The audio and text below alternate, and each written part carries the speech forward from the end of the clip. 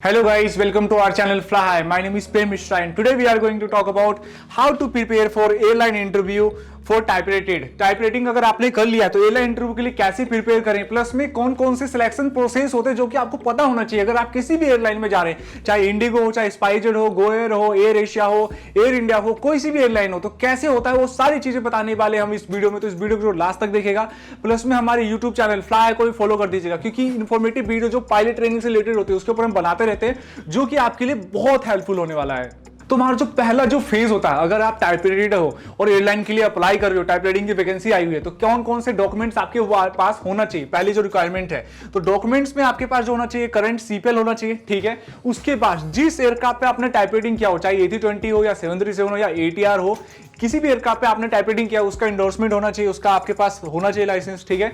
उसके बाद आपका देखो current valid class 1 medical, medically fit भी होना चाहिए, आपके करंट मेडिकल भी होना चाहिए, प्लस में आरटीआर का जो लाइसेंस होता है वो आपके पास होना चाहिए, प्लस में सीबी।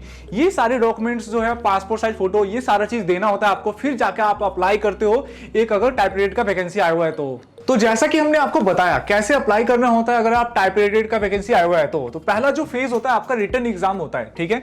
तो रिटन एग्जाम में बेसिकली क्या क्या पूछा जाता है आपको पता होना चाहिए। तो रिटन एग्जाम में जो आपको पूछा जाता है, एयरक्राफ्ट टेक्निकल स्पेसिफिक हो गया, ठीक है, जो एयरक्राफ्ट पे आपने फ्लाई किया हुआ है, प्लस में टाइप राइटर जिस एयरक्राफ्ट पे, ठीक है।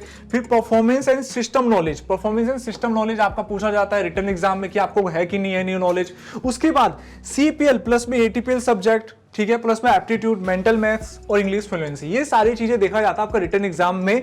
जो आपने सीपीएल के समय आपने पढ़ा, जो नेविगेशन, मेट्रोलॉजी, रेगुलेशन, टेक्निकल, ठीक है, प्लस में आपने जिस एयरक्राफ्ट पे आपने टाइप राइटिंग किया है उसके बारे में पूरा पूछा जाएगा और उसमें अच्छे मार्क्स लाने होंगे क्योंकि देखो रिटन एग्जाम में जितने हाईएस्ट मार्क्स लेके आओगे तो आपका जो नेक्स्ट स्टेज हो उसमें ज्यादा प्रायोरिटी आपको ही मिलेगा। तो जैसा कि हमने आपको रिटन एग्जाम के बारे में बताया क्या क्या टेस्ट होगा, कैसे आपको परफॉर्म करना है, तो आपके हाईएस्ट मार्क्स आएंगे या फिर जो भी मार्क्स आएगा उसके हिसाब से आपको स्लॉट में बुलाया जाएगा सिम चेक्स के लिए।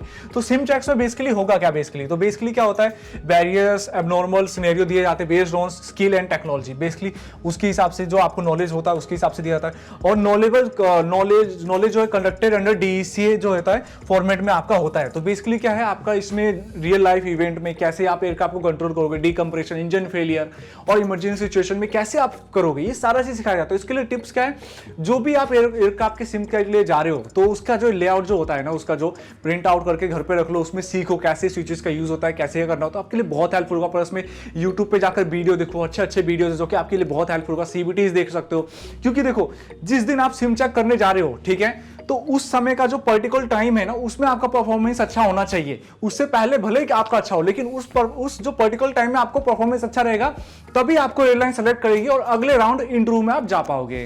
तो जैसा कि हमने आपको बताया सिम चेक्स में बेसिकली क्या होता है, क्या रिक्वायरमेंट होता है, उसके बाद नेक्स्ट राउंड में आपको कैसे जाने के लिए सिम चेक्स क्लियर करना होता है। तो उसके बाद जो आपका नेक्स्ट राउंड जो होगा, कुछ एयरलाइन क्या होती है GD टॉपिक रखती है, ग्रुप डिस्कशन, कुछ एयरलाइन सीधा इंटरव्यू के लिए बुला लेती है। तो डिपेंड करता है आप कौन सी एयरलाइन में अप्लाई कर रहे हो। तो अगर हम ग्रुप डिस्कशन देखा जाए तो इसमें सिनेरियो बेस्ड होता है, ठीक है, CRM, crew assessment, leadership skills देखा जाता है आपके में। फिर उसके बाद आपको ये अगर आप क्लियर कर लेते हो GD में बेसिकली आपका listening, leadership, team play skills, team player हो कि नहीं हो, ये सारा चीज, गुड लिसनर हो कि नहीं हो, पॉजिटिव पॉइंट्स बोलते हो कि नहीं बोलते हो, इंग्लिश फ्लुएंसी, सारा चीज देखा जाता है आपको में।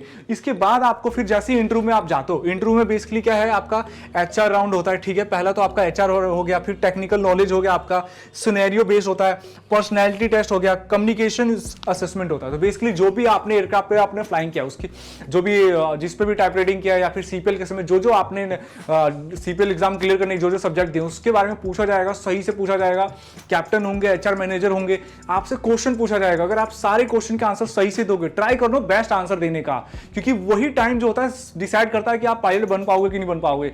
कई सारे लोग उसी स्पेसिफिक टाइम में गलती कर देते हैं, उससे पहले वो पूरे ट्रेंड होते, कहते हैं मेरे से गलती हो गया।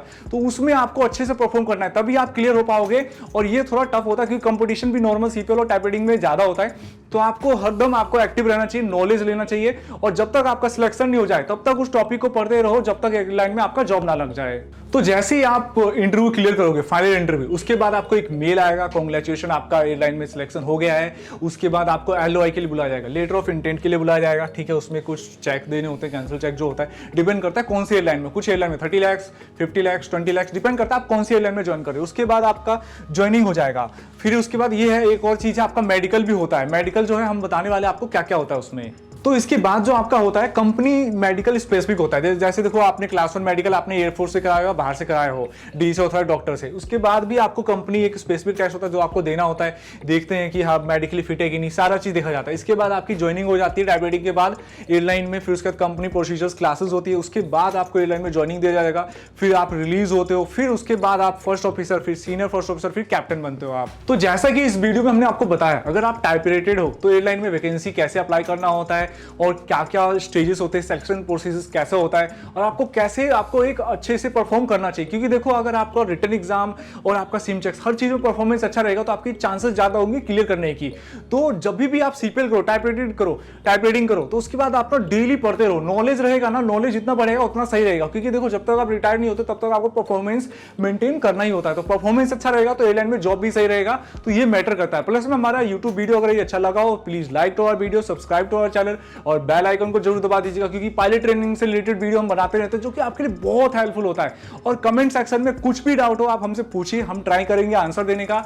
And thank you guys, thank you for watching our videos.